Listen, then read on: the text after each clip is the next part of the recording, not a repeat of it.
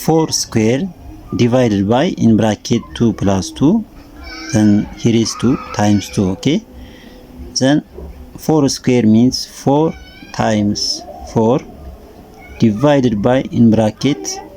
So we need to do first the numbers which are found in the bracket. Okay, 2 plus 2. Due to the BODMAS rule, BODMAS.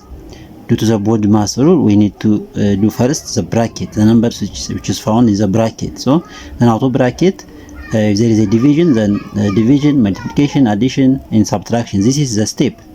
Therefore, in bracket 2 plus 2, which is 4, then here is times 2. Okay, then 4 times 4, which is 16, divided by 4 times 2.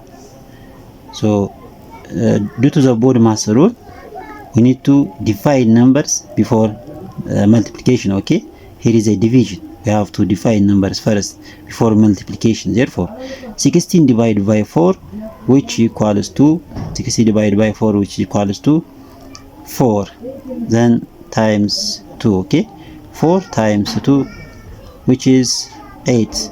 Okay, therefore 4 square divided by in bracket 2 plus 2 times 2, which equals to 8.